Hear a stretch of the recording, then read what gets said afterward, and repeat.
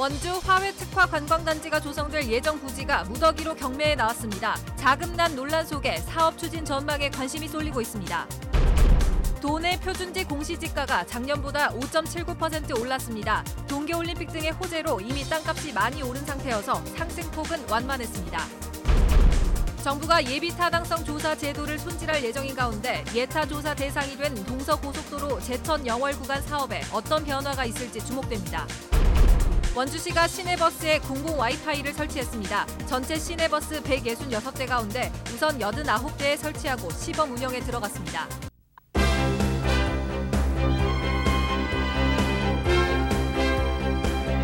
안녕하십니까. 뉴스데스크 원주입니다.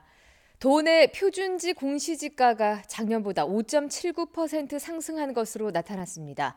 동계올림픽과 교통망 구축 등의 호재로 이미 땅값이 많이 오른 상태여서 상승폭이 완만했습니다. 김진아 기자입니다.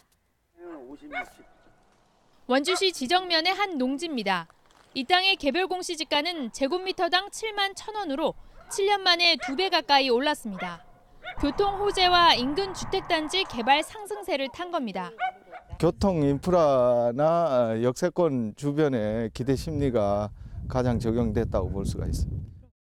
국토교통부가 이 같은 개별 공시지가의 토대가 되는 표준지 공시지가를 발표했습니다. 도내 3만 1,200여 필지의 공시지가는 작년보다 5.79% 올라 전국 평균 상승률인 9.42%보다 낮았고 동계올림픽이 열렸던 전년도 상승률 7.68%에 비해 상승폭은 둔화됐습니다.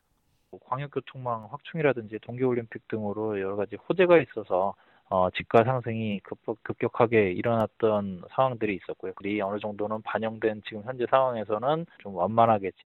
지역별로는 고성과 양양, 영월이 9%를 초과한 높은 상승률을 보였는데 관광 수요 증가와 남북관계 개선에 따른 접경지역 투자 수요 증가, 레저 스포츠 활성화, 귀농 전원주택 등의 수요가 원인으로 분석됐습니다. 서울양양 고속도로 개통 이후에 해양 레포츠에 대한 인지도도 많이 높아진 그런 상태고 그 교통망도 크게 확충이 되다 보니까 도내 최고지가는 원주시 중앙동으로 제곱미터당 1,000만 원, 최저지가는 삼척시 하장면 둔전리로 제곱미터당 220원이었습니다. 표준지 공시지가는 한 달간의 이의 신청과 재조사 등을 거쳐 오는 4월 12일 최종 공시됩니다. MBC 뉴스 김진아입니다. 원주 화훼특화 관광단지가 조성될 예정 부지가 무더기로 경매에 나왔습니다. 사업을 추진하는 업체가 심각한 자금난을 겪고 있는 것으로 알려지면서 사업 전망에 관심이 쏠리고 있습니다. 권기만 기자입니다. 원주 화훼특화 단지 조성이 추진되고 있는 원주시 문마급 궁촌리와 포진리 일대 31개 필지가 법원 경매 정보에 올라왔습니다.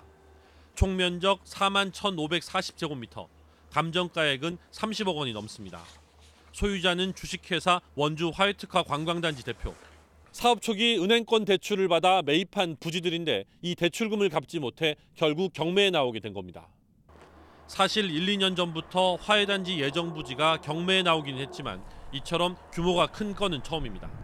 경매를 통해 부지 소유주가 바뀌게 되면 향후 사업이 본격화될 때 추가의 비용을 들여 부지를 다시 확보해야 해 사업에 부담으로 작용할 수밖에 없습니다. 지역 주민들도 실제 사업 추진 가능성에 대해서는 부정적인 반응을 보이고 있습니다.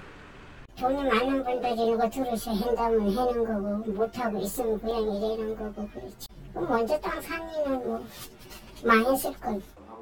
사업을 추진하고 있는 업체 대표는 이달 안에 4,400억 원 규모의 투자 유치가 성사될 예정이라고 밝혔습니다.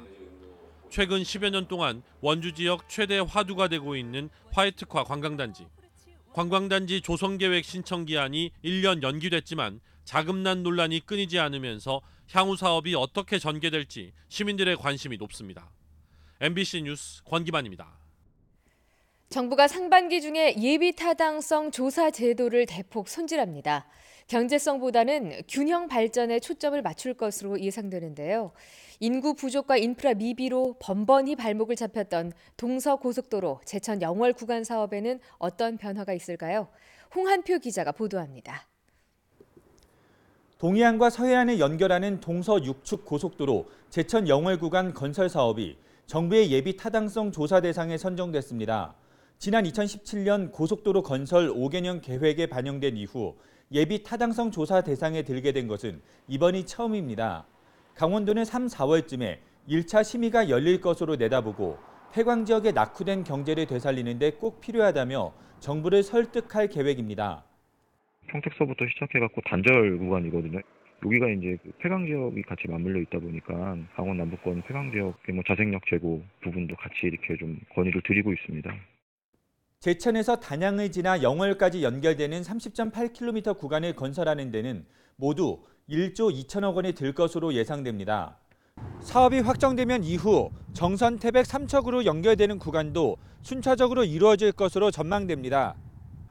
이런 가운데 정부에서는 상반기 중으로 예타 제도를 대폭 손질하기로 했습니다. 그동안 건설 사업의 경우 타당성을 기르는 종합평가 AHP의 경제성은 40에서 50%, 정책성은 25에서 35, 지역 균형 발전은 25에서 30%로 구성되어 있습니다. 전문가들은 인구가 적고 인프라가 낙후할수록 편익이 낮아 악순환이 이어졌다며 정책이나 균형 발전 차원으로 개선되어야 한다고 조언하고 있습니다.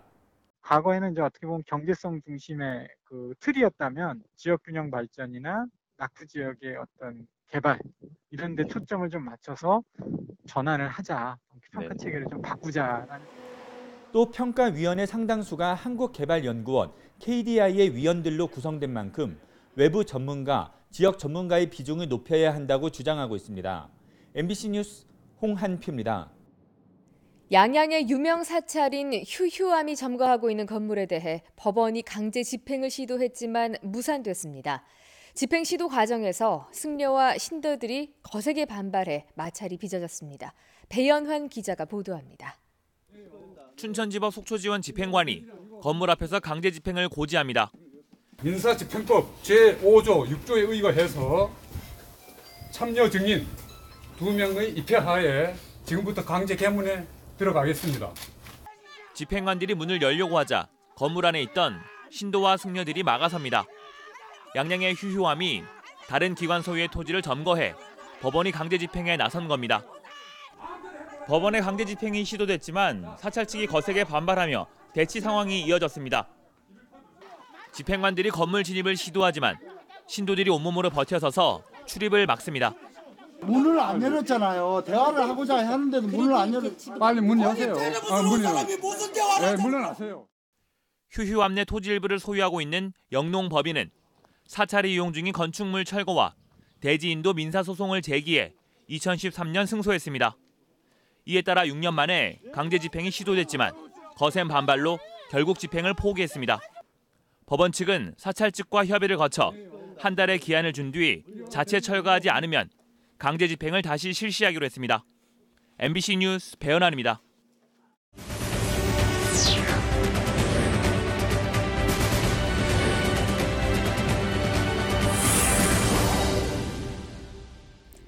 원주시가 대중교통 활성화를 위해 시내버스에 공공 와이파이 설치를 완료하고 시범 운영에 들어갔습니다.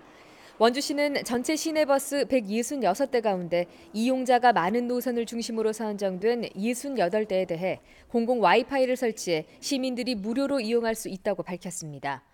시범 운영 기간 동안 와이파이 성능 검증과 문제점 등을 분석해 보완하고 남은 77대의 시내버스에도 올해 6월까지 와이파이를 추가로 설치할 예정입니다. 한편 원주시는 시내버스 외에도 장미공원을 비롯한 30여 개 공원 등에도 오는 4월까지 공공 와이파이를 구축할 계획입니다. 횡성군 우천면 오원리 사방시설이 산림청의 국가산림문화자산으로 신규 지정됐습니다. 횡성 오원리는 1930년대에 수해가 크게 일어나 대규모 사방 사업을 시행했던 곳으로 사방시설 유적의 보존 가치를 인정받아 국가산림문화자산으로 지정되었습니다. 산림청은 지난 2014년부터 보존 가치가 높은 유무형의 산림자산을 국가산림문화자산으로 지정해 관리하고 있습니다. 횡성 오원리 사방시설과 함께 남원 산림녹화탑, 의령군 신포숲 등 5곳이 신규로 지정돼 국가산림문화자산은 46곳으로 늘었습니다. 제16회 전국 장애인 동계체육대회가 오늘 개회식을 시작으로 오는 14일까지 펼쳐집니다. 평창과 강릉, 춘천, 경기도 의정부에서 알파인 스키와 크로스컨트리, 바이애슬론, 스노우보드, 아이스 하키, 휠체어 컬링, 쇼트트랙 경기가 종목별로 분산 개최됩니다. 이번 대회는 전국 17개 시도에서 선수 395명 등 모두 885명이 참가해 역대 최대 규모로 치러집니다.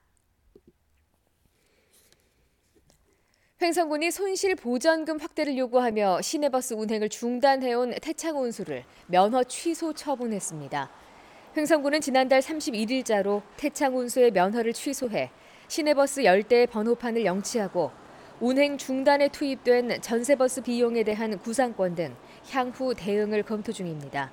반면 태창운수 측은 작년 2월 원주와 횡성 노선이 분리된 후 횡성 지역의 적자폭이 커졌지만 횡성군이 손실보전금을 절반 수준밖에 주지 않았다며 행정심판이나 면허 취소 소송을 진행해 법적으로 대응하겠다는 입장입니다.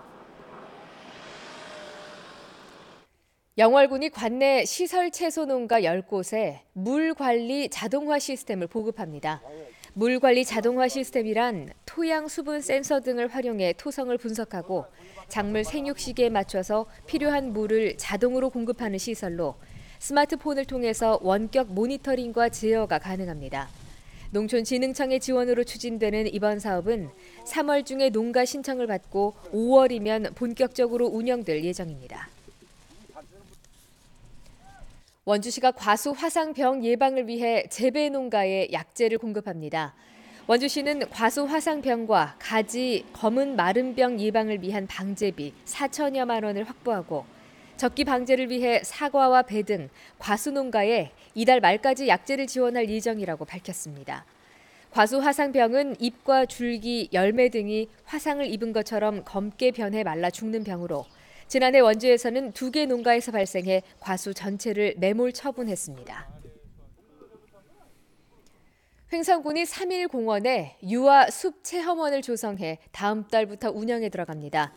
횡성군은 국비 등 1억 4천여만 원을 들여 10,000제곱미터 규모의 숲속 교실과 통나무 놀이집 등을 갖춘 횡성 유아 숲 체험원을 조성하고 3월부터 전문 교육업체에 위탁해서 운영한다고 밝혔습니다. 뉴스데스크 원주를 마칩니다. 고맙습니다.